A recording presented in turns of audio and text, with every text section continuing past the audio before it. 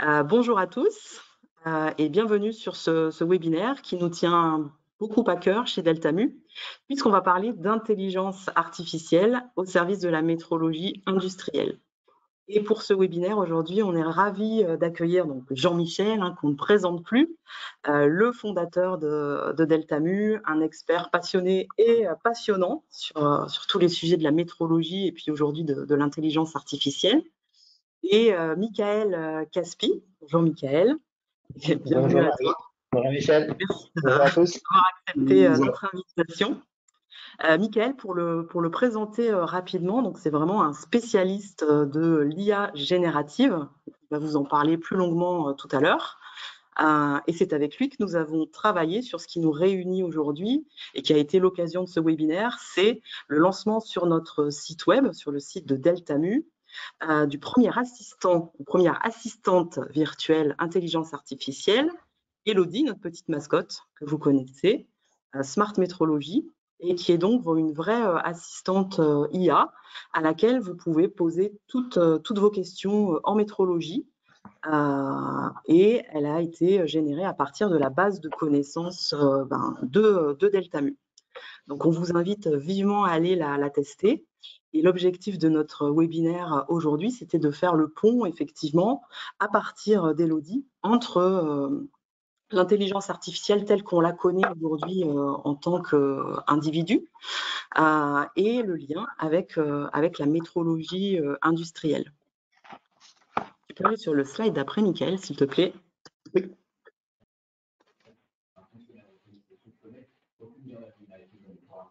En effet, bon, pour ce webinaire, comme d'habitude, n'hésitez pas à nous poser vos questions par le biais du petit chat questions. Je me ferai votre voix pour interroger Jean-Michel ou Michael en fonction des questions que vous vous poserez. Comme d'habitude, également, ce webinaire sera mis à disposition sur l'espace ressources de notre site web, si vous souhaitez le revoir, le partager. Ou pour toutes les personnes qui vont le regarder en replay et qu'on remercie aussi. Vous êtes de plus en plus nombreux à nous suivre. Donc voilà, juste une petite intro très très rapide. Je vous en ai dit quelques mots déjà aujourd'hui. Deltamu. Donc vraiment, pourquoi on vous propose ce webinaire aujourd'hui? Parce qu'on a vraiment à cœur de faire évoluer depuis notre naissance en 98 le monde de la métrologie. En s'impliquant vraiment dans des comités de normalisation, comme ça a été le cas en 2006, avec la sortie du fascicule AFNOR FDX 07-014, dédié vraiment à l'optimisation des périodicités d'étalonnage, et qui a été le premier d'une longue liste, puisqu'on s'est impliqué après dans d'autres comités liés à la surveillance des processus de mesure, ou bien sûr à tout ce qui a trait à l'incertitude de mesure. Et ça a été donc le premier pas vers la refonte de l'ISO 10012. On a fait un webinaire il y a un peu moins d'un mois sur le sujet. Donc, la norme mondiale de référence sur tous les systèmes de management de la mesure. Et donc, l'idée, c'est que vraiment, chez Deltamu, on a à cœur de faire évoluer la métrologie au service de l'industrie, au service de nos clients, et d'intégrer, bien sûr, dans cette métrologie, toutes les innovations telles que l'intelligence artificielle dont on parle beaucoup depuis un an. Mais il faut savoir que nous, chez Deltamu, on s'y intéresse depuis 2015. Je vous ai remis ici la date et je vous invite à retourner voir la vidéo qu'on avait faite à l'époque sur le thème « Mesurons bien le big data ». C'est là que le pont va se faire, en fait, entre métrologie et intelligence artificielle, notamment dans le monde de l'industrie, puisque l'ensemble des données qui sont traitées pour faire de l'IA, souvent elles reposent sur des mesures. Et il est donc vraiment crucial de s'intéresser à leur fiabilité et donc de recommencer à s'intéresser à l'incertitude de mesure pour prendre les bonnes décisions.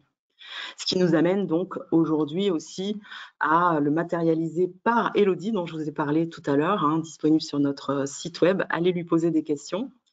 Elle va ouvrir la voie, on pense, on en est sûr, à de nombreuses évolutions à venir et dont vous parlera Jean-Michel. Maintenant, je vais laisser la parole à Michael qui va vous faire une introduction et vous expliquer justement qu'est-ce qui se passe, qu'est-ce qui se cache derrière l'IA générative et derrière Elodie. Merci Marie. Effectivement, comme tu l'as dit, moi je suis spécialisé dans la création d'assistants qui sont alimentés par l'intelligence artificielle et qui intègrent une base de données privée d'une entreprise, d'un client privé, et qui est capable de répondre à des besoins privés de cette entreprise. Alors, avant de vous expliquer un petit peu ce qu'il y a effectivement sous le capot d'Elodie et les différentes composantes techniques, on va juste faire un petit peu d'historique. L'IA, alors qu'est-ce qu'une IA? Une IA, c'est un process qui est automatisé grâce à des algorithmes. Donc, il y a beaucoup d'IA très, très différentes. On peut avoir une IA qui permet de classer des documents, on peut avoir une IA qui permet de reconnaître des objets sur une photo. Et puis, on a aujourd'hui le type d'IA qui est le plus connu, qui est l'IA générative. L'IA générative, elle a deux particularités. Elle est capable de comprendre un texte, une question qui est posée dans une langue donnée, et elle est capable de générer du contenu dans cette même langue. Donc l'IA générative qui aujourd'hui est la plus connue, c'est bien sûr ChatGPT, que j'imagine vous avez dû tester. Si vous l'avez fait, vous avez certainement, comme moi, été bluffé au départ par deux choses. La première, c'est sa capacité à comprendre nos questions avec toutes les nuances de la langue. Et la deuxième, c'est sa base de connaissances qui est extrêmement, extrêmement riche et qui permet d'avoir des réponses de grande qualité. Alors, pour reprendre une petite illustration de la qualité de ces réponses-là, ces réponses ont été testées de manière officielle dans deux domaines. En droit, tout d'abord, puisqu'on a fait passer l'examen de droit américain pour devenir avocat à l'ancienne version de ChatGPT, donc c'était le GPT-3. Il a été reçu dans les 10% des meilleurs candidats. Et en même temps, on lui a fait passer l'examen américain pour devenir médecin, donc médecine américaine. Il a été également reçu dans les 10% des meilleurs candidats. Donc voilà, on sait que dans un certain nombre de domaines, il va avoir des réponses qui vont être extrêmement intéressantes. Ceci dit, il a des limites. Il a des limites, il en a notamment deux. La première, c'est si je souhaite parler de moi. Moi, mon entreprise, mes services, mes prix, souvent il n'aura pas de connaissance ou une connaissance tronquée, erronée ou pas à jour. Donc ça, c'est la première limite. La deuxième limite, c'est sur un certain nombre de sujets, si je veux vraiment avoir un niveau de connaissance expert, prenons l'exemple de la métrologie. Si je pose une question sur l'étalonnage à ChatGPT, moi, en tant que débutant en métrologie, je vais avoir une réponse qui va être très intéressante pour moi, puisque je vais apprendre des choses. Maintenant, si Jean-Michel, en tant qu'expert en métrologie, pose la même question à ChatGPT, il va trouver que cette réponse est vague, pas forcément juste, pas précise, pas d'un niveau suffisant par rapport à ses connaissances à lui. Donc, quand on fait ce constat-là, on a des situations effectivement où ChatGPT n'est pas capable de donner les réponses que l'on souhaiterait avoir. Comment on fait pour améliorer la qualité de ces réponses-là? Alors, on a une méthode qui est une méthode manuelle très simple que tout le monde peut tester. On reprend cet exemple sur la métrologie, la même question. On sait que Jean-Michel est un expert, donc on va aller sur le site de Deltamu, on va identifier un article qui parle du sujet de notre question et on va donner la source à ChatGPT. Donc, on va faire un copier-coller de cet article et on va lui dire, voilà, je t'ai posé une question, voici le copier-coller de l'article, s'il te plaît, réponds par rapport à une source que l'on estime très fiable. Et donc, à ce moment-là, l'IA générative va prendre cette source contenu en priorité par rapport à sa base de connaissances personnelles et va amener une réponse basée sur cette source. Donc ça, c'est accessible sur n'importe quelle question, mais ça amène également deux limites. La première, c'est que si la source c'est un article de blog qui est sur le site de Deltamu, pas de problème, je le copie, je le colle, ça va marcher très bien. Maintenant, si je veux mettre le livre de Jean-Michel, qui fait quasiment 200 pages, comme une source fiable, ben là, je ne peux pas, parce que simplement, il y a une limite du nombre de mots, de tokens, qui va m'empêcher de mettre un document volumineux. Donc ça, c'est la première impossibilité. Et puis la deuxième limite, c'est que si je souhaite utiliser ce système de manière assez régulière, si à chaque fois il faut que j'aille trouver un contenu, faire un copier-coller et l'ajouter à ma question, ça va devenir à force très chronophage et très rébarbatif.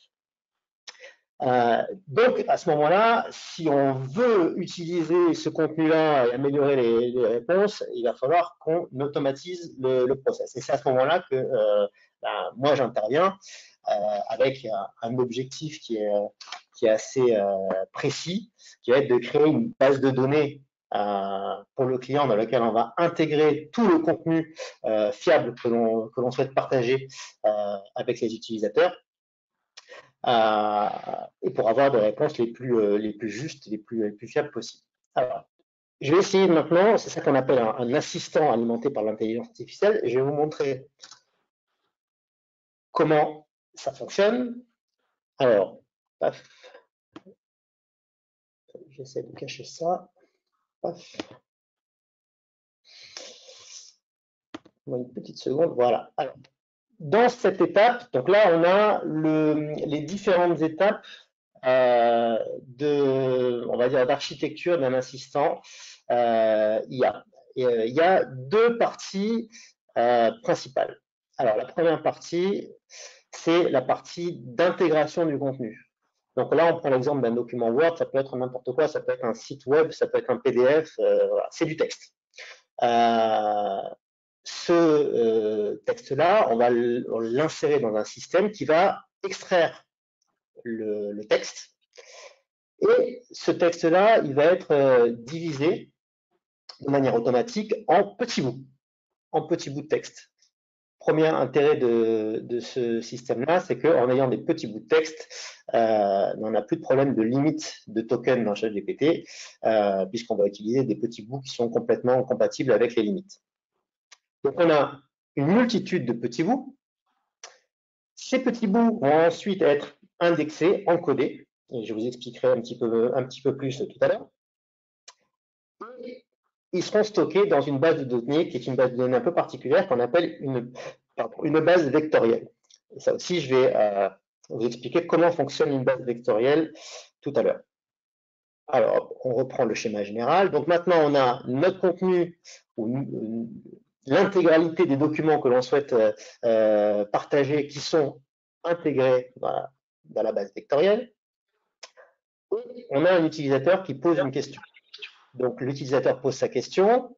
Automatiquement, on va aller chercher dans cette base les petits bouts qu'on appelle donc des chunks. Donc, on va chercher les petits bouts qui sont les plus appropriés par rapport à la question de l'utilisateur. Voilà. De la même manière qu'on aurait fait un copier-coller sur le site, ben là, ça va aller chercher ces petits bouts de manière automatisée. On va récupérer 1, 2, 3, 4 petits bouts qui vont être ajoutés à la question et donnés à, là j'ai mis ChatGPT, c'est le moteur d'intelligence artificielle qui est derrière ChatGPT ou derrière une autre IA générative, ça peut être Claude, il y en a plein. Voilà. Moi, j'utilise souvent GPT 3.5 pour ce genre d'application, mais on peut en choisir une autre.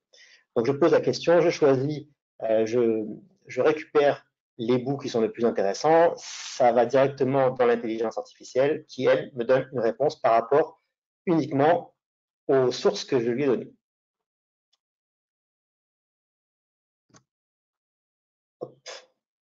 Voilà. Je suis un petit peu bloqué sur ma slide. Pourquoi?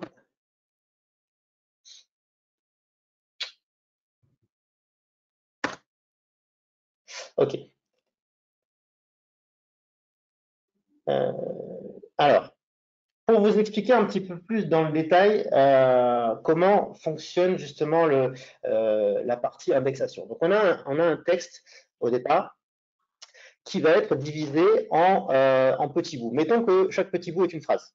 Voilà, donc on a une phrase égale un petit bout. Chaque phrase va être encodée, indexée avec une clé numérique. Donc c'est une suite de chiffres. C'est une suite de chiffres qu'on va appeler un vecteur. Et vous allez voir pourquoi tout à l'heure. Cette clé numérique va être stockée dans la base de données et va nous permettre ensuite de retrouver la phrase de manière plus facile. Alors maintenant, ce qui est intéressant, c'est de savoir cette accumulation de chiffres, cette suite de chiffres numériques, est-ce que ce sont des chiffres complètement aléatoires ou est-ce qu'ils représentent quelque chose? Donc c'est ce qu'on va voir maintenant. Alors pour voir ça, j'ai préparé un petit exemple qui va nous permettre de mieux comprendre. Alors, sur le tableau devant vous, vous avez deux choses. Vous avez en colonne des mots-clés du texte. Homme, femme, roi, reine, pomme, orange. Et puis, ces mots-là, on va essayer de les classer par rapport à des paramètres. On va leur attribuer une note pour savoir s'ils correspondent à certains paramètres. Donc là, vous avez les paramètres ici, le genre, royal, âge et la nourriture. Alors, prenons un exemple. Prenons le mot femme. Donc, le mot femme, si on veut le classer, lui donner une note entre 0 et 1 par rapport au paramètre genre, est-ce que le mot femme fait référence au genre? Oui, bien sûr, il fait référence au genre. Le genre, c'est masculin ou féminin. Il est féminin, on lui donne la note maximale de 1. Est-ce que le mot femme fait référence au mot royal? Pas vraiment. Il a une note qui est proche de 0, 0,02. Est-ce que le mot femme fait référence à un âge? Est-ce qu'on peut savoir quel âge a puisqu'on peut avoir une notion d'âge avec le mot femme? Non. Donc il a une note près de 0 également, 0,02. Et est-ce que le mot femme fait référence à de la nourriture? Non plus. Donc il a une notation qui est proche de 0. Maintenant le mot reine. Donc le mot reine, est-ce qu'il fait référence à un genre? Oui. Reine est une femme, donc il a une note qui est proche de 1, une note très élevée. Est-ce que le mot reine fait référence à la royauté? Oui, également, note très élevée. Est-ce que le mot reine nous laisse penser qu'on peut déduire un âge? Oui, une reine généralement est plutôt âgée, donc voilà, on a une note de 0,69. Et est-ce qu'une reine nous fait penser à la nourriture? Non. Voilà, donc chaque mot en fait est classé par rapport à une multitude de paramètres. Ici on en a 4, mais une IA générative comme GPT 3.5 par exemple utilise des milliards de paramètres. Donc chaque mot, ou plus précisément chaque suite de mots, on va parler d'une phrase, d'un chunk, comme on a vu tout à l'heure, un petit bout. Donc chaque chunk va être classé par paramètre. On va lui attribuer une pondération, une note pour chacun des milliards de paramètres. Voilà. Alors, maintenant que on a vu que chaque mot est classé, ça va me permettre de vous expliquer pourquoi est-ce qu'on parle de base vectorielle. Pour ceux qui ont un petit souvenir de leur cours de mathématiques, un vecteur, pour moi, c'est une flèche avec une représentation dans l'espace et des coordonnées. Donc, on a un mot qui est classé. Alors, devant nous, préparer un petit exemple complémentaire. Vous avez 3 paramètres qui sont le ciel, les ailes et le moteur. Chaque paramètre représente une dimension dans l'espace. Et puis, vous avez des mots qui vont être classés. Donc, prenons le mot hélicoptère. Donc, le mot hélicoptère, si on le classe, on lui donne une note, est-ce qu'il fait référence au moteur? Oui. Est-ce qu'il fait référence au ciel? Oui. Donc, là, vous pouvez voir ici, moteur, on lui attribue la note de 2. ciel, on lui attribue la note de 4. Est-ce qu'il fait référence au mot L? Non, un hélicoptère n'a pas d'aile, donc il a la note de 0. A contrario, si on prend l'aigle, l'aigle a des ailes, donc il a la note de 3 sur la dimension L. Est-ce qu'il est dans le ciel? Oui, il a la note de 3 sur la dimension ciel, mais est-ce qu'il a un moteur? Non, il a 0 sur la dimension moteur. Donc, en fait, chaque mot, chaque texte a une suite de coordonnées qui représente la pondération, la note dans la dimension du paramètre donné. Et le résultat donne une représentation dans l'espace de chaque bout de texte. Voilà, donc là, on peut comprendre pourquoi on parle de base vectorielle et pas de base de données simple. Alors, maintenant qu'on sait ça, on va reprendre notre petit exemple de départ. Ça va nous permettre de mieux comprendre ce qui se passe. Donc, on a une question. On a une question de l'utilisateur. Quand un utilisateur pose une question, qu'est-ce qui se passe? La question de l'utilisateur est déjà indexée elle-même, donc elle est classée par rapport à tous ces paramètres, et on va avoir un vecteur qui est donc une suite de notation, de pondération pour l'ensemble des paramètres. Ce vecteur va être transmis à la base vectorielle. Et l'idée de cette transmission, c'est de rechercher dans la base vectorielle la suite de chiffres, donc le vecteur qui est le plus proche de la question. Donc, on va sortir d'ici avec un autre vecteur qui va faire référence à un petit bout de texte. Hein, ça va être la clé pour retrouver le petit bout de texte. Et ce vecteur va donc être le vecteur le plus proche du vecteur question. Il est ensuite envoyé à ChatGPT et ChatGPT ou l'intelligence artificielle qui va servir de moteur va ensuite générer une réponse. Alors, ça permet en fait de comprendre que quand on utilise ChatGPT, on a l'impression que ChatGPT comprend la langue, comprend les langues, comprend les nuances et qu'il est capable de répondre également avec des nuances. En fait, ChatGPT ne comprend pas les langues. C'est simplement un algorithme qui permet de mettre en corrélation une question, une suite de chiffres avec une réponse qui est également une suite de chiffres. Voilà, donc c'est un algorithme extrêmement puissant qui est bien sûr très simplifié ici, mais l'idée c'est ça, c'est de trouver une similarité entre une suite de départ et une suite d'arrivée. Voilà, comme ça vous pouvez un peu mieux comprendre ce qui se cache à la fois sous une IA et puis sous un assistant IA. Donc l'assistant IA comme Mélodie permet effectivement d'aller chercher dans l'ensemble du contenu de Delta-Mu les réponses qui sont plus appropriées sur le plan de la métrologie, mais aussi sur leurs services, les services, les prix, et de pouvoir répondre avec des nuances intéressantes pour accompagner le client dans son choix, dans sa sélection de services Delta-Mu. Voilà, si vous avez des questions. Alors, j'ai une petite question pour toi. Oui. On a un participant qui demande s'il est possible de rattacher les fameux chunks à l'entête du chapitre d'un document. Alors, tu donnais l'exemple de Word pour alimenter la base de données. Donc, il demande si dans le titre du chapitre, voilà, c'est étalonnage du capteur, mais que après, dans le corps du texte, sur plusieurs pages, on n'utilise plus les fameux mots étalonnage et capteur, parce qu'on part du principe que tout a été mis dans le titre. Quand on va poser la question à l'intelligence artificielle sur l'étalonnage du capteur, est-ce qu'il saura faire un résumé des différents chunks, même s'ils ne contiennent plus les mots clés étalonnage et capteur?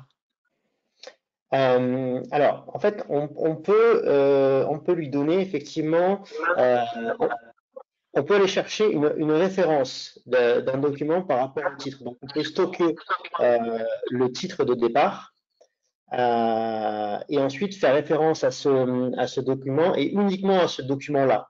Et dire, voilà, je veux aller chercher, on a par exemple 100 documents différents, mais c'est ce document-là qui est intéressant, dans lequel il va y avoir des réponses appropriées. Donc, je peux ressortir le titre, le garder en espèce de metadata et aller chercher les chunks uniquement dans ce titre-là. Je ne sais pas si ça répond à la question.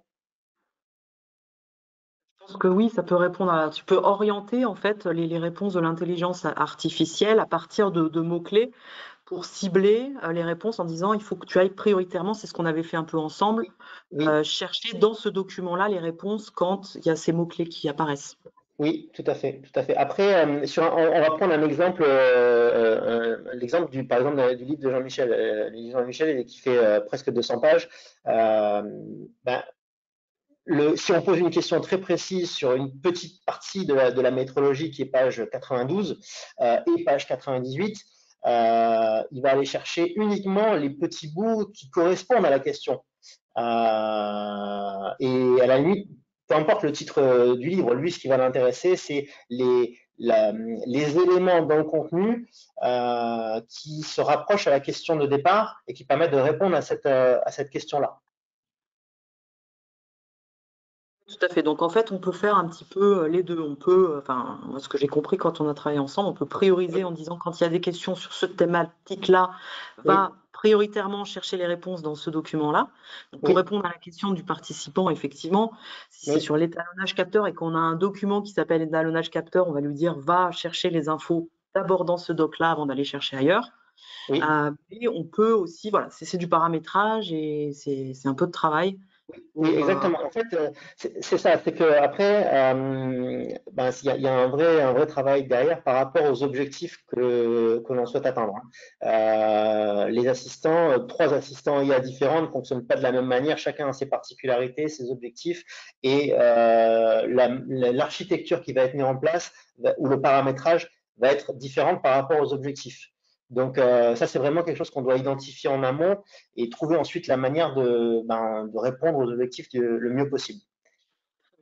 Merci beaucoup, Mickaël, et puis aux participants pour cette question.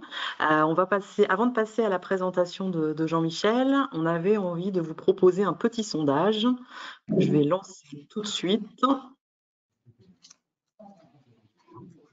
Est-ce que vous avez déjà utilisé un assistant d'intelligence artificielle, alors ChatGPT ou équivalent? Ça nous semblait intéressant dans la thématique du webinaire et puis pour faire la transition. De savoir, alors que ce soit à titre privé ou professionnel, est-ce que vous avez été curieux pour aller le tester? Je vois qu'il y a une grande majorité d'entre vous qui a voté, ça continue à monter un petit peu.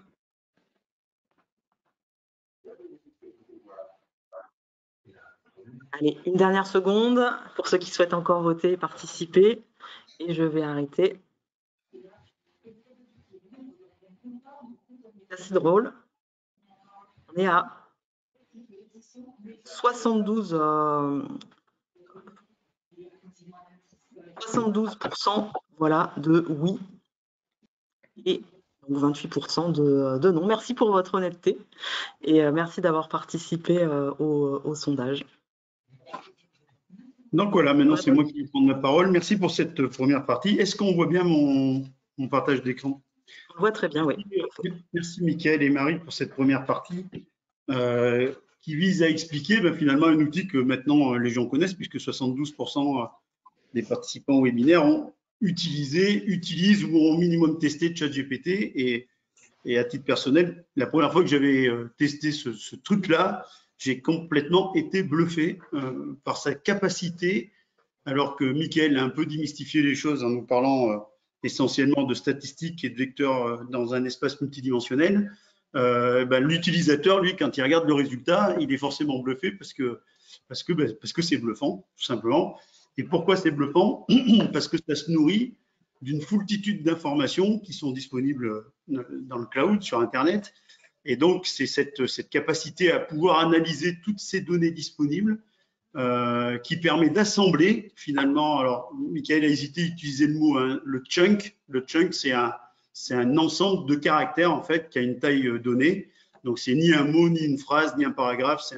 C'est un bout de chiffres, un bout de lettres, un ensemble de lettres. Et donc, en assemblant cet ensemble de lettres, on arrive à composer un texte qui est parfaitement cohérent et qui est satisfaisant pour la plupart des gens, même si des fois, merci Michael pour relever mon expertise en métrologie, un expert très pointu sur un domaine très pointu va pouvoir contester la réponse évidemment de ChatGPT ou de CLMM, puisque eux-mêmes ne sont pas des experts très pointus, vous l'avez compris, ils font surtout des maths et des probabilités. Faire le lien entre ChatGPT que vous avez tous utilisé ou presque et ce qu'on peut tirer de l'intelligence artificielle dans le monde industriel, puisque c'est ce qui nous réunit, nous sommes tous des industriels autour de cette table, et notamment des industriels qui s'intéressent à ce domaine qui est la métrologie. Donc, comment on arrive à faire le lien entre ce que fait ChatGPT et l'utilisation qu'on pourrait avoir, nous, dans nos métiers de tous les jours, qui consistent à fabriquer des produits. À l'écran, ben, vous avez le voyage qu'on peut faire entre le XXe siècle et le XXIe siècle. Le XXe siècle, c'est l'époque de la table à dessin. Le XXIe siècle, c'est donc très probablement l'époque des intelligences artificielles. Vous comprenez qu'il y a un monde entre les deux. C'est-à-dire que quand on a une table à dessin, déjà, on ne sait pas dessiner un vecteur à plus de 3 dimensions, alors que ChatGPT sait le faire avec des milliards de dimensions. Et puis, quand on a une table à dessin, il y a tout un tas de calculs qu'il est impossible de faire. Donc aujourd'hui, tout le monde le sait, on n'est plus à l'époque de la table à dessin, on est à l'époque des ordinateurs, des calculs et des algorithmes. On en a tous dans nos poches avec nos smartphones. Donc évidemment, l'époque a changé et ça serait bien curieux qu'en changeant d'époque et en changeant de technologie, nos pratiques industrielles soient les seules qui ne changent pas. Ça ne me paraît pas possible d'envisager l'industrie sans l'intégration de ces nouvelles technologies. La table à dessin, ça nous a permis de faire des choses. Par exemple, ça nous a permis de concevoir et de fabriquer des véhicules, des voitures. Alors, je prends l'exemple d'une voiture, vous allez comprendre ensuite pourquoi, si je vais revenir au chunk de tout à l'heure, mais je pourrais dire la même chose pour un téléviseur, un vaccin ou n'importe quelle entité qui va être produite dans une entreprise industrielle. C'est comme un auteur produit un texte, voilà, et ChatGPT a produit aussi un texte. C'est un peu la même différence. Sur la table à dessin, on dessine la voiture et ses constituants, et l'IA, elle va aller regarder dans tout ce qui a été déjà dit, écrit et fait pour les assembler de façon différente et pour produire quelque chose. J'y reviens tout de suite après. Donc, nous, industriels, on fabrique des entités, quelles qu'elles soient, et ces entités, en fait, c'est quoi? Ben, c'est un peu comme un texte, comme l'a expliqué Michael, c'est un empilage, c'est une addition, c'est un ensemble de chunks, c'est un ensemble d'éléments qui vont constituer notre produit industriel final. Donc la voiture, elle est constituée d'éléments, comme vous le voyez sur cette vue éclatée, sachant que chacun de ces composants qui constituent la voiture est lui-même composé de composants. Voilà. Donc finalement, la problématique industrielle dans la fabrication d'entités, et je redis quel que soit le domaine, c'est bien toujours aller chercher des éléments, des composants qui vont s'assembler entre eux pour former un tout. C'est un peu, me semble-t-il, pour filer la métaphore, ce que nous a expliqué Michael en disant je vais dans ma base de vecteurs chercher des composants qui vont permettre de construire le texte qui va être complètement satisfaisant pour l'utilisateur. Et vous avez tous, en tout cas pour 72% d'entre vous, vous avez testé cette capacité à produire un texte qui fait sens. Voilà.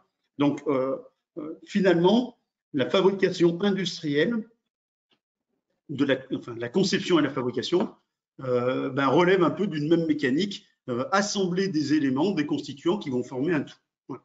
Et dans nos usines, qu'est-ce qui se passe? On essaye, parce qu'évidemment, une fois qu'on a conçu ce tout qui était composé de plusieurs éléments, il va falloir construire, fabriquer. Alors ça, c'est la différence avec ChatGPT qui va chercher de l'existant. Nous, dans nos usines, on va être tenu de réaliser chacun des composants, du plus petit au plus gros, pour former le tout dont on parle tout à l'heure. Et dans cette usine, évidemment, on va faire des mesures pour quantifier les éléments et s'assurer qu'ils sont pertinents eu égard aux spécifications, donc aux exigences du tout. C'est cet aspect mesure qui est intéressant. Évidemment, puisque nous sommes ici presque entre métrologues, et la question qu'on peut se poser quand on regarde les pratiques industrielles aujourd'hui, c'est est-ce qu'on tient vraiment compte de la réalité de ce qui est une mesure? Moi qui suis passionné d'incertitude depuis 30 ans maintenant, le matin quand je me lève, je n'y crois pas. Donc je sais bien qu'il n'y en a pas beaucoup qui y croient. Pourtant, on peut les constater aisément en faisant quelques opérations.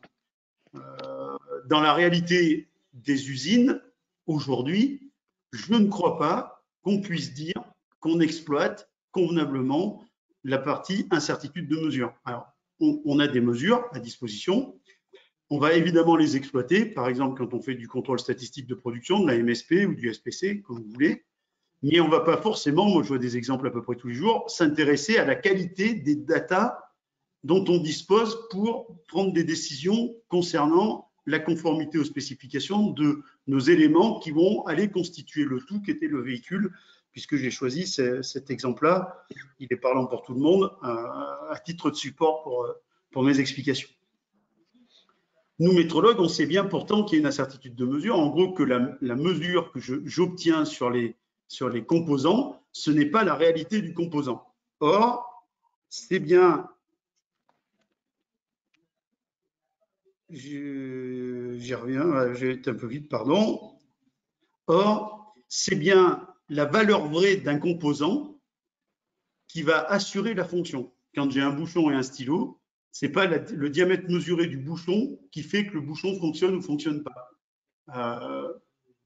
Ce qui fait que le bouchon fonctionne ou ne fonctionne pas, c'est la réalité du bouchon, pas la valeur mesurée, mais c'est aussi la réalité du stylo. C'est-à-dire que le bouchon assure sa fonction que parce que le stylo en face va pouvoir le recevoir. C'est exactement la même chose dans les composants de ma voiture. Ils assurent leur fonction via leur valeur vraie, qu'on ne peut pas connaître parce que nous, on ne fait que des mesures, via leur valeur vraie. Et cette fonction est assurée qu'en fonction des autres composants. Voilà. C'est-à-dire qu'un bouchon peut paraître trop petit, mais tant qu'il n'est pas sur un stylo qui est trop gros, eh ben, il va quand même réussir à boucher le stylo. Ça, c'est une vraie complexité à prendre en considération. Cette complexité, on ne peut pas la prendre en considération sur une table à dessin, pardon, comme j'ai montré en introduction. C'est les ordinateurs et les algorithmes qui vont être capables de prendre en compte cette complexité. Vous avez bien compris que cette complexité, et vous l'avez vu avec ChatGPT, on peut la prendre en compte quand on construit un texte. Il n'y a pas de raison qu'on ne puisse pas la prendre en compte quand on construit une voiture. C'est la même chose. Il va falloir assembler des composants et faire en sorte que ces composants, à un moment dans tes slides, Michael, tu as marqué Revilent, soient pertinents. Voilà. On ne peut pas assembler n'importe quel composant pour que ça fonctionne. Il faut que le composant soit pertinent. Nous, les métrologues, on doit garantir que, nonobstant le fait qu'on ne mesure pas juste, le composant assurera sa fonction. Donc, nous, on manipule des valeurs mesurées, et ces valeurs mesurées, ce ne sont pas les valeurs vraies, et c'est pourtant les valeurs vraies qui nous intéressent pour que les algorithmes de demain soient capables de faire les bons assemblages pour délivrer la bonne entité. Dans le monde de l'intelligence artificielle, on utilise un acronyme qui est GIGO. GIGO, c'est pour Garbage In, Garbage Out. Si dans les textes qui nourrissent ChatGPT, on a raconté n'importe quoi, comme l'a dit Michael, ChatGPT ne comprend rien, lui, il fait juste des calculs statistiques, il calcule des vecteurs et il cherche des vecteurs similaires. Donc, si on lui a raconté n'importe quoi, sa réponse, ça sera n'importe quoi. Voilà. Lui, il ne va pas avoir un jugement critique.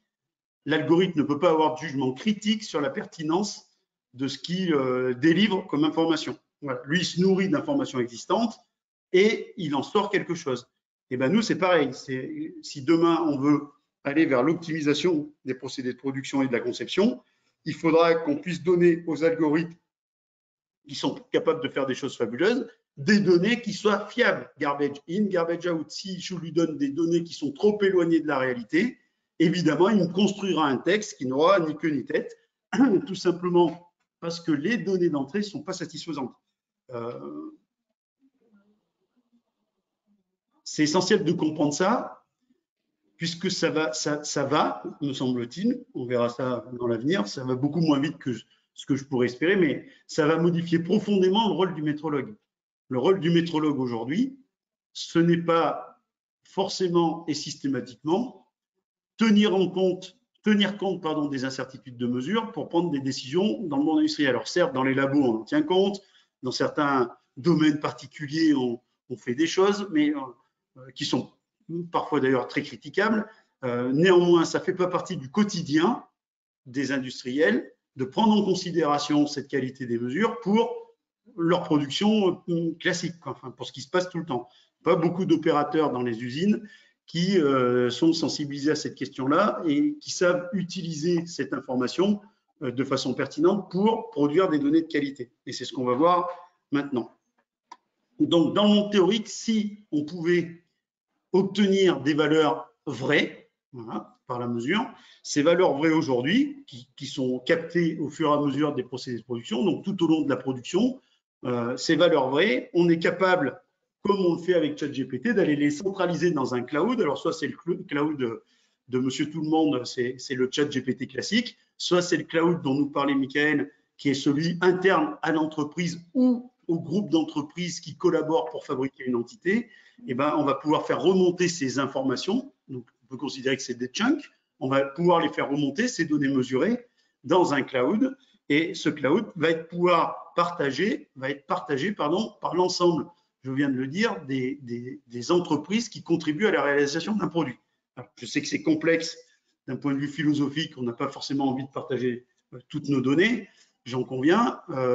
Néanmoins, pour bénéficier, et on va voir dans quelle mesure on a un bénéfice, pour bénéficier de ce que peut apporter l'intelligence artificielle dans la fabrication, dans le monde industriel, il faudra évidemment à un moment ou à un autre collaborer, c'est-à-dire échanger nos informations. Je prenais l'exemple du bouchon et du stylo. Si le bouchon est fabriqué dans l'usine A et le stylo est fabriqué dans l'usine B, ben si on n'est pas capable de réconcilier au même endroit des informations sur les bouchons et sur les stylos, si on ne veut pas partager ces données-là, et ben évidemment, on ne fera jamais rien avec ces intelligences. On va voir quel est l'intérêt de mettre en œuvre ces intelligences dans le monde d'aujourd'hui pour les fabrications industrielles.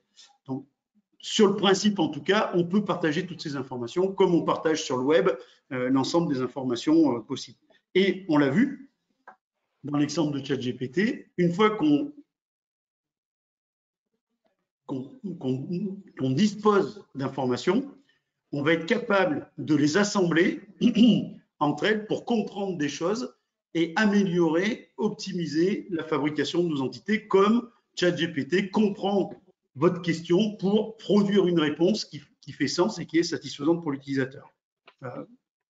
C'est très compliqué, Michael a pris un exemple à 3 dimensions parce qu'on peut le voir, nous avec nos yeux d'humain, on peut voir quelque chose à 3 dimensions, mais comme il l'a dit, l'indexation des chunks, ça se fait sur des milliards de paramètres, c'est-à-dire qu'on est dans un monde, dans un système multidimensionnel, dans un hyperespace, si on veut utiliser le mot mathématique associé. Évidemment, dans nos têtes, on ne peut pas voir cet espace, cet hyperespace. On ne peut voir que des dimensions de 2 ou 3, pas plus.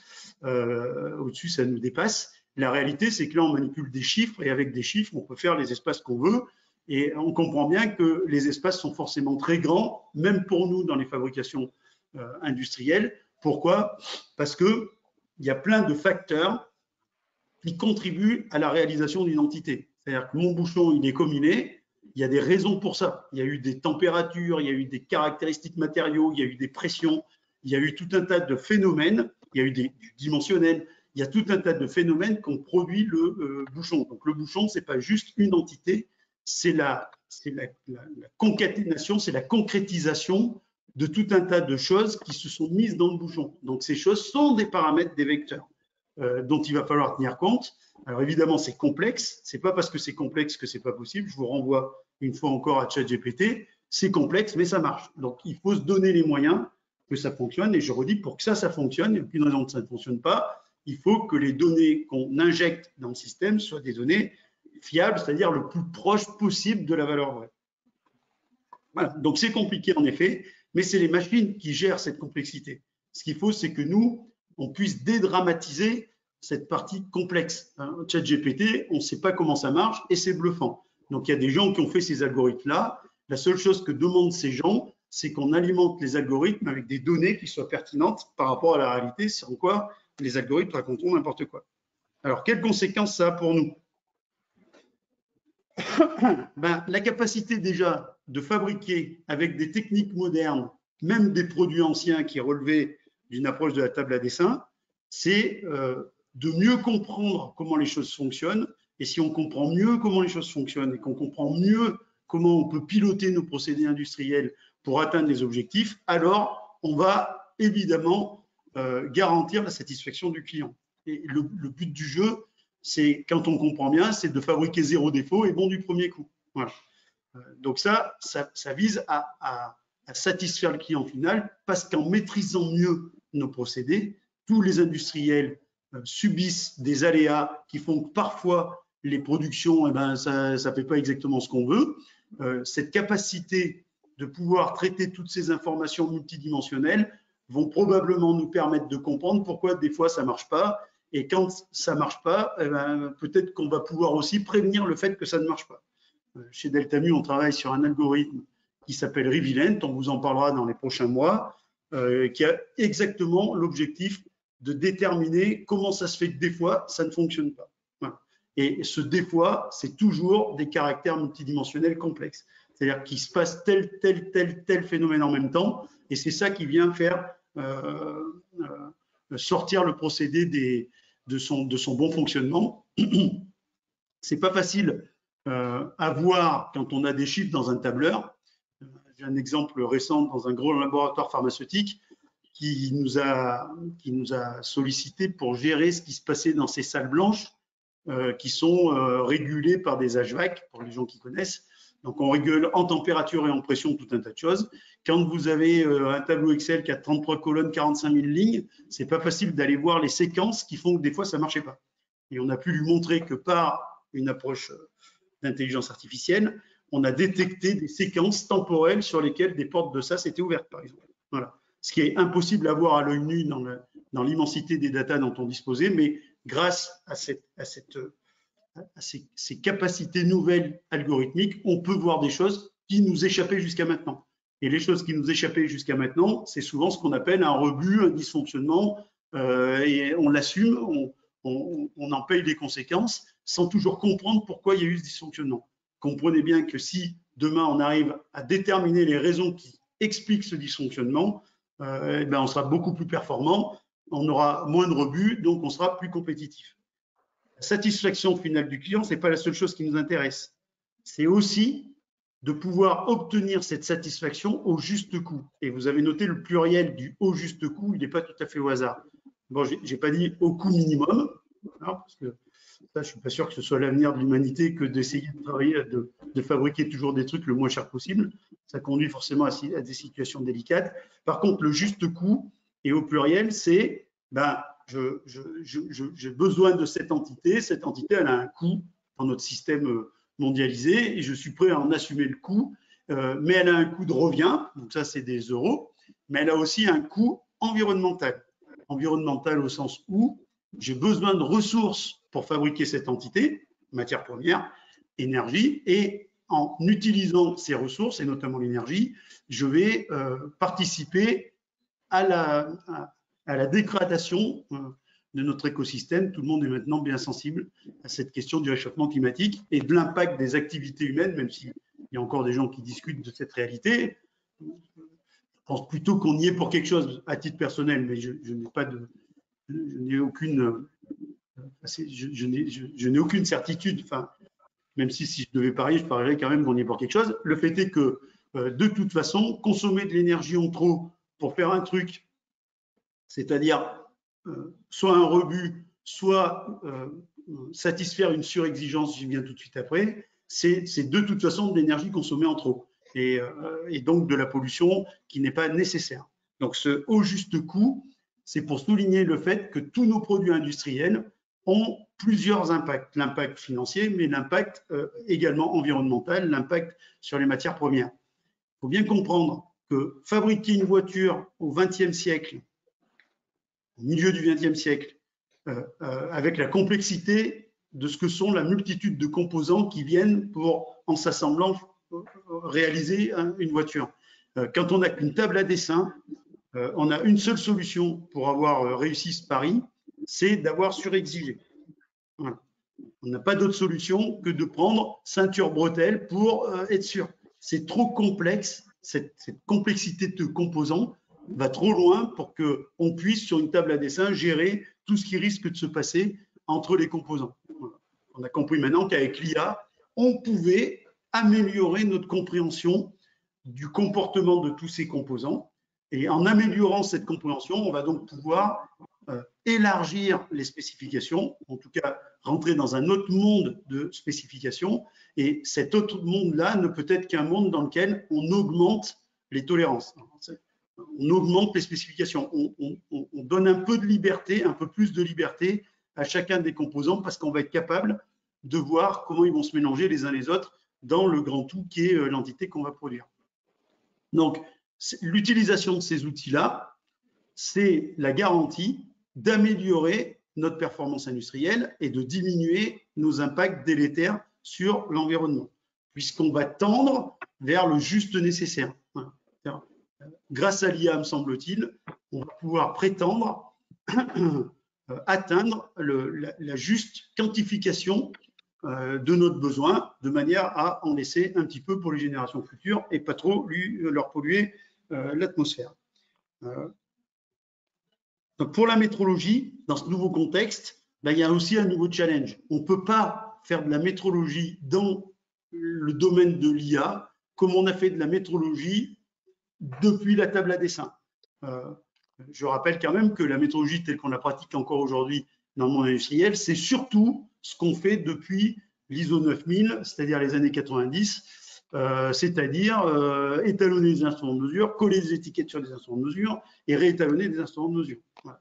Or, la métrologie, c'est pas ça. La métrologie, c'est la science des mesures, c'est-à-dire notre capacité à avoir une approximation fiable de la grandeur qu'on mesure. Et cette approximation fiable, jusqu'à aujourd'hui, elle n'était pas si nécessaire que ça. Et on a une norme qui le prouve, c'est la norme ISO 14253-1.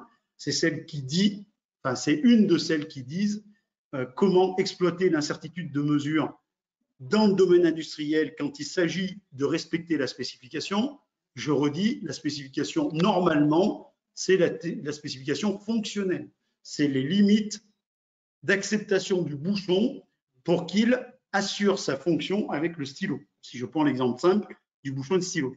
Donc si la spécification de nos plans, c'est la spécification fonctionnelle, sachant qu'on a une incertitude de mesure, la norme prévoit de nous soustraire l'incertitude de mesure aux bornes de la spécification pour définir une zone de conformité.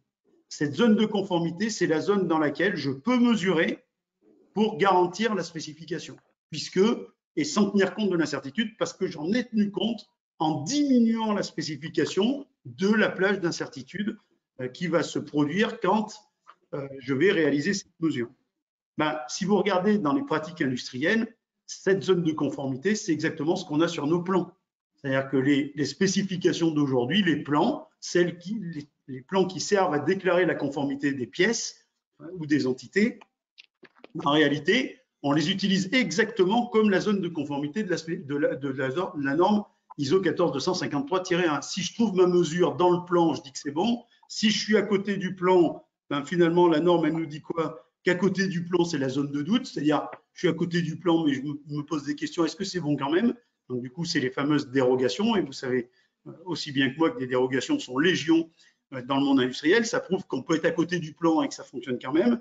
Puis vraiment, quand on est trop loin du plan, on est dans la zone de conformité, on rebute ou on retouche. Et rebuter ou retoucher, c'est des surcoûts.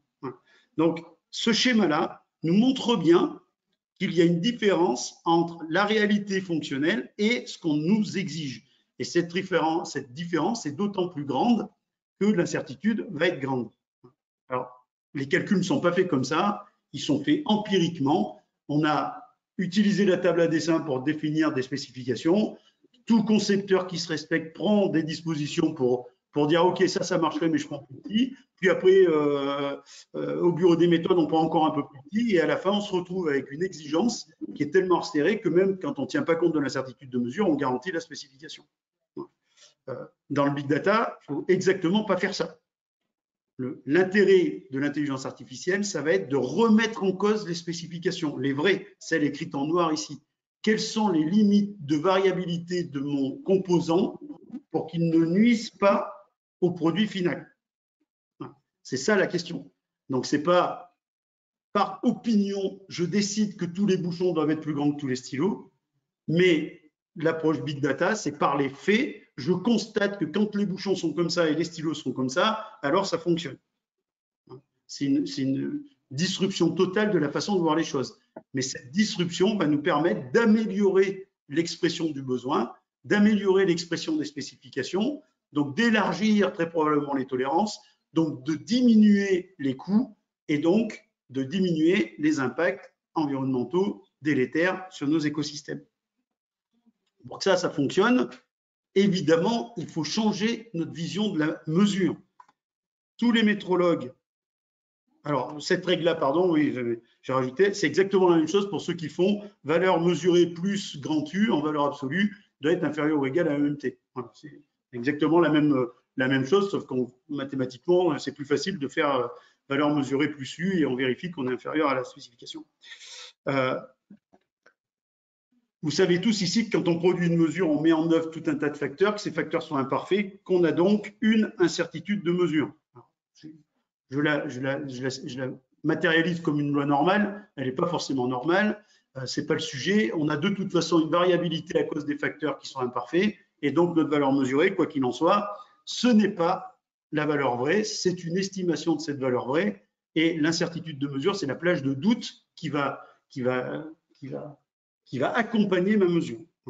Et dans notre esprit, à nous tous, métrologues, et depuis toujours, on se représente un résultat de mesure comme étant ce qui est représenté ici, c'est-à-dire une gaussienne autour d'une valeur mesurée. Or, ça, c'est rigoureusement pas juste. Il n'y a aucune raison pour que une valeur mesurée soit au centre de l'incertitude de mesure.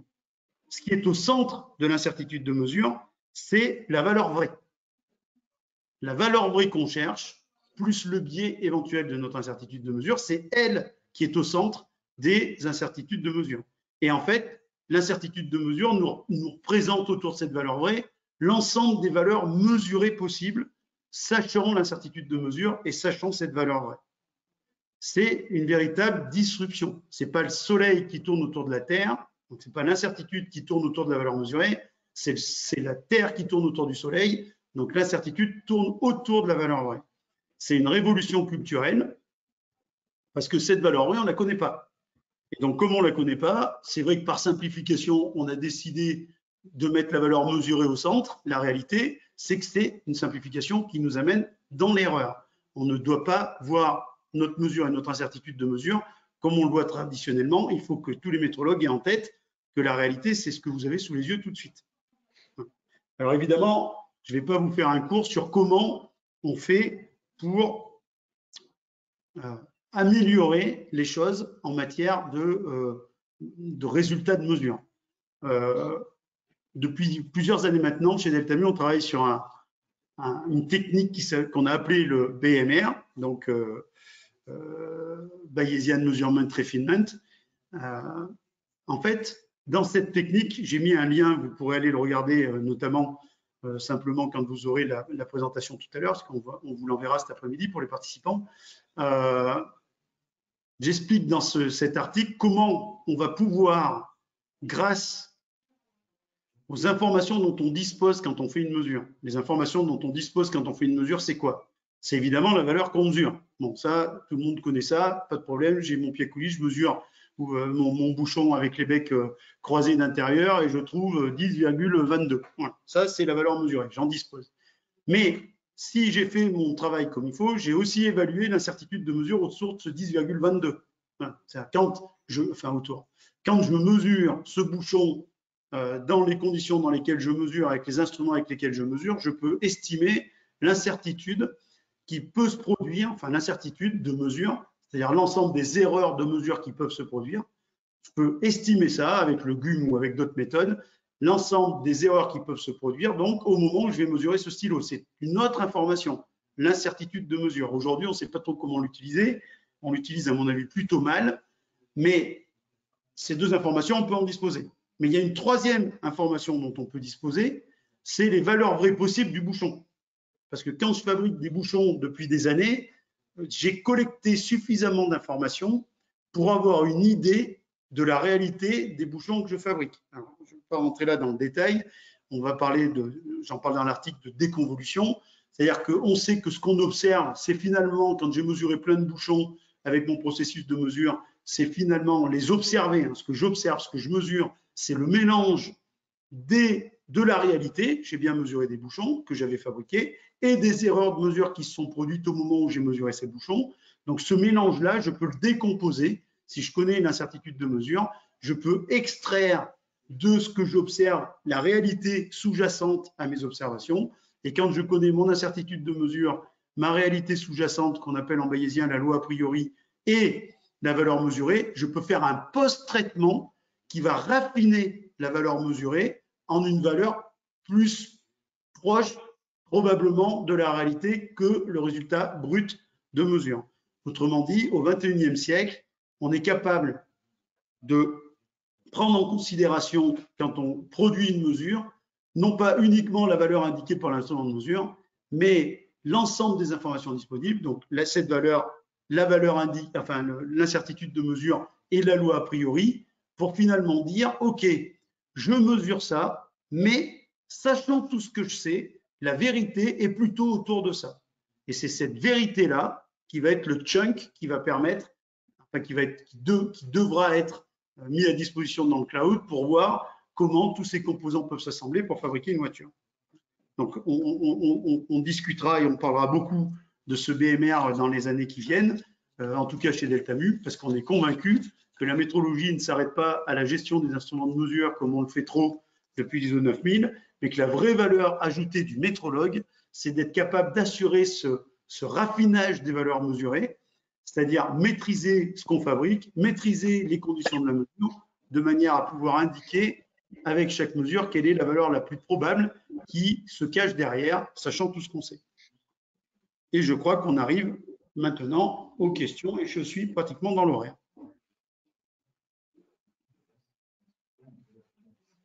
Merci, merci Jean-Michel. De rien, ce fut un plaisir. Je pense que ça a été très clair. On n'a pas eu beaucoup d'autres questions. Alors, c'était drôle. On m'a demandé si on allait faire une démonstration d'Elodie. Bon, c'est vrai qu'on l'avait pas prévu parce qu'on voulait vous inciter plutôt à aller la découvrir par vous-même. C'est très simple. Hein, vous allez sur le site web de Deltamu et vous verrez une petite Elodie qui apparaît avec une bulle. Vous cliquez dessus. Là, vous proposez différents choix, mais vous pouvez interagir directement avec elle. Alors, on va préciser quand même que Elodie, c'est pas Christophe Dubois ou Jean-Michel Bou. Il y a encore des améliorations très probablement à produire parce que être capable de faire dire à Elodie ce que nous avons accumulé comme connaissances chez Deltamu depuis 26 ans, qu'on est dans ce métier-là, avec toutes les expériences qu'on a pu avoir, les anecdotes qu'on raconte quand on est dans des webinaires et autres, ça reste encore compliqué, mais on est dans cette démarche-là. Et donc, Elodie, comme tous les LMM, va s'améliorer au fur et à mesure des questions qu'on va lui poser et des sources d'informations qu'on lui fait ingérer. Par exemple, ce webinaire sera mis dans la base vectorielle d'Elodie dans les prochains jours pour qu'elle puisse aussi s'inspirer de ce qui aura été dit aujourd'hui pour répondre à vos questions. Donc voilà, soyez indulgents. ChatGPT écrit d'ailleurs en petit caractère en bas dans son interface qu'il faut quand même aller vérifier la pertinence des réponses. Donc on n'est pas plus malin que OpenAI, hein, évidemment. Donc voilà, par contre, on travaille à ça et on a fait des tests et on a trouvé que ces réponses étaient très satisfaisantes. C'est pourquoi on s'est permis de la mettre en ligne. Et d'ailleurs, Marie, tu ne dis pas, mais grâce à elle, les gens qui ont besoin d'un rendez-vous avec toi pour parler business, ils peuvent aussi prendre un rendez-vous puisque vous avez un agenda, le service commercial en ligne, pour trouver des créneaux qui satisfont. Voilà, c'est pas qu'avec moi, c'est avec toute l'équipe. Voilà. S'il n'y a pas de question particulière. Après, il y avait une remarque que je partage, on en a tous beaucoup entendu parler, c'est l'importance du prompt. Effectivement, comment parler à une intelligence artificielle, c'est très très important. Donc c'est très vrai sur ChatGPT, c'est vrai aussi sur Elodie, mais on a essayé de la tester, de la faire évoluer. On a travaillé avec Michael, Jean-Michel et toute l'équipe pour qu'elle soit capable aussi de parler en langage naturel avec vous. C'est aussi ça l'évolution de l'IA. C'est Oui. qu'elle s'adapte et qu'elle sache que ce soit plus à nous de nous adapter Oui. pour lui faire nos requêtes, mais que l'assistant virtuel s'adapte au langage naturel qu'il va rencontrer. En fait, Marie, si je peux juste amener une petite précision là-dessus, effectivement, dans le prompt, il y a tout un tas d'éléments qui est important de préciser. Donner un rôle, un objectif, donner des conditions claires, de l'information, un style, il y a plein de choses que l'on peut mettre. En fait, ça fait partie du paramétrage d'Elodie. Donc, l'utilisateur final, il n'a pas besoin. Lui, il est là simplement pour poser la question. Il vient, il a une question technique ou commerciale, il pose sa question et on s'est chargé du paramétrage pour que ce soit transmis au modèle de ChatGPT avec toutes les informations nécessaires pour une réponse top. Voilà. Donc, il n'y a pas besoin de prompt pour Elodie, on pose une question naturelle. Pour simplifier, c'est Michael qui a fait le boulot pour vous. Effectivement, il y a un gros prompt derrière, donc tu as raison Marie, c'est très important. Mais le gros prompt est déjà fait, parce qu'on sait qu'on va avoir des questions en métrologie, on sait ce qu'on veut, sur quoi on veut insister, et donc du coup, la question posée par l'internaute est repromptée derrière pour optimiser la réponse. Pour l'instant, je vois, il y a d'autres questions qui arrivent, mais ce sera pour faire la conclusion, où on me demande, par exemple, est-ce que je peux demander à ChatGPT d'aller faire mon calcul d'incertitude ou de me donner la périodicité optimale? La réponse est non, pour l'instant. Puis d'ailleurs, je vous invite plutôt à aller demander ça à Elodie plutôt qu'à ChatGPT, déjà. Et peut-être qu'on y viendra, mais pour l'instant, en tout cas, Elodie, elle va vous donner des éléments pour alimenter votre réflexion, vous donner des pistes. Peut-être que demain, elle saura faire ça. Pour l'instant, non, mais ça peut aller très vite. Alors, en fait, si je peux juste donner une petite précision aussi sur la partie calcul, parce que les IA génératives, elles donnent du texte, elles génèrent du texte. Elles ne sont pas faites pour calculer. Donc, il y a de très mauvais résultats sur la partie calcul. Il ne faut pas les utiliser pour ça. Elles sont là pour générer du contenu. Elles ne sont pas là pour calculer. Pour ça, vous aurez besoin encore de Jean-Michel et Christophe qui seront là pour faire les calculs. Voilà, alors là justement, j'ai filé une métaphore entre le langage et le texte, vous l'avez compris, et nous, nos problématiques industrielles, c'est de fabriquer des produits. Fabriquer un texte, fabriquer un produit, c'est une métaphore, évidemment, ce n'est pas les mêmes outils, mais ça permet vraiment de montrer les performances. Les gens qui ont utilisé donc, ces langages ont vu de leurs yeux la performance de ce que sont tous ces calculs probabilistes qui sont faits pour produire un texte. Donc cette performance, elle existe aussi avec d'autres outils, évidemment. Donc, ce n'est pas ChatGPT qui va mettre en œuvre les autres outils pour répondre à des questions techniques. Si je reviens à la question sur les périodicités, les gens qui me connaissent ma position maintenant, elle est claire. Ça ne sert à rien d'étalonner périodiquement des instruments de mesure. Voilà. En tout cas, calendairement. Pourquoi? Parce qu'il n'y a aucune méthode de calcul qui prédit les accidents. On ne peut pas deviner à quelle date un appareil va subir un accident tel que ses caractéristiques métrologiques vont être dégradées. Alors, on peut faire des calculs de périodicité par des méthodes, j'en ai moi-même développé, l'AFDX 014, les deux méthodes, c'est plutôt moi qui les ai développées. Donc, j'y croyais, mais ça, c'était en 1995, au XXe siècle. Au XXIe siècle, j'y crois beaucoup moins, parce qu'il y a toujours ce problème des accidents. Alors, un accident, on peut le détecter. Par exemple, vous trouvez un instrument de mesure par terre, il ne faut surtout pas le remettre sur l'établi, il faut l'amener à la métrologie. Voilà, là, on l'a vu, l'accident, puisque l'appareil est tombé par terre. Il n'y a jamais d'appareil qui remonte tout seul sur les établis. Il tombe, mais il ne remonte pas. Donc, si vous le trouvez par terre, ça, c'est une surveillance élémentaire, facile à faire, vous le ramenez chez vous. Par contre, l'IA, elle peut faire, elle, des analyses en temps réel sur vos données. Peut-être qu'on les implémentera un jour sur Optimus, par exemple. Mais Optimus ne gère pas le quotidien des instruments de mesure, le quotidien des mesures que vous faites. C'est plutôt votre MES ou un autre système, demain un data lake, enfin, un système ou un système de MSP qui va capitaliser des données, d'accord, qui ne sont pas forcément dans Optimu. Optimu, on a les données des instruments de mesure, mais on n'a pas les données mesurées.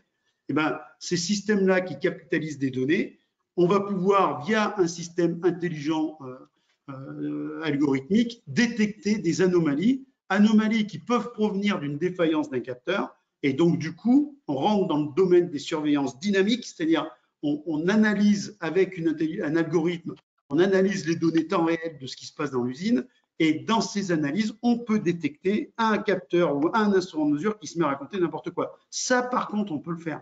C'est pas ChatGPT, il n'est pas spécialisé pour ça, il est pas bon en maths, mais il est très courtois parce que quand il se trompe en maths et qu'on lui dit, il fait « Ah oui, je me suis trompé » et il réessaye une autre solution. Donc voilà, qui est toujours aussi fausse, mais il dit « Ah oui, je me suis trompé » et voilà, excusez-moi, je le refais. Bon bref, c'est pas ChatGPT qui va faire ça. Par contre, on va intégrer évidemment dans nos outils numériques, chacun a notre place dans la chaîne numérique. Donc nous, Deltamu, on est à une place particulière, mais on va élargir notre spectre avec un algorithme Trivilène qui, lui, va être capable de faire des choses de ce type-là, et notamment dans le grand laboratoire pharmaceutique dont je parlais tout à l'heure. L'objectif, c'est de détecter des dérives sur des capteurs qui sont en train de regarder un environnement. Voilà. Donc là, pour l'instant, ce qu'on a vu, ce n'était pas des dérives sur des capteurs, c'était des dérives de l'environnement à cause d'une porte ouverte. Mais si jamais j'ai un capteur qui se mettait à dire des choses qui seraient sensiblement impactantes sur la qualité des mesures, c'est-à-dire tant qu'il dit il a des erreurs qui sont toutes petites devant les variabilités, on ne voit rien. Mais dès qu'il va avoir une erreur qui va dépasser un certain seuil, alors on va être capable, au moment même où il dépasse ce seuil, de dire qu'il y a un problème sur cet instrument. Les métrologues industriels doivent absolument développer une culture de la surveillance des processus de mesure et non pas de l'étalonnage des instruments de mesure. L'étalonnage, on doit le faire à T0 évidemment quand on l'achète. On doit le faire quand on a un doute sur l'instrument de mesure parce que s'il y a un doute, il faut quand même lever le doute. Et il n'y a que l'étalonnage qui va permettre de lever le doute. Mais de le faire à des dates tous les 12 mois, ça n'a absolument aucun sens et aucun intérêt. Il faut développer la culture de la détection des dérives instrumentales au plus proche de leur survenance. Et ça, c'est parfaitement possible avec des outils d'intelligence artificielle dédiés à ce type d'analyse. Voilà. Et je prends le pari que dans 10 ans, on ne parlera plus d'étalonnage périodique parce qu'on aura enfin compris que ça ne servait à rien. Merci Jean-Michel, merci Mickaël. Ce sera le mot de la fin. En effet, aujourd'hui, voilà, on vous a présenté une première avancée avec Elodie, assistant d'IA générative. Mais vous l'aurez compris, c'est le premier pas et on espère très vite revenir vers vous pour vous montrer d'autres outils d'intelligence artificielle qui pourront aller dans le sens voilà, de l'analyse prédictive dont Jean-Michel vous a parlé. On vous remercie, à très bientôt. Allez, à très bientôt. Au revoir tout le monde. Au revoir. Au revoir.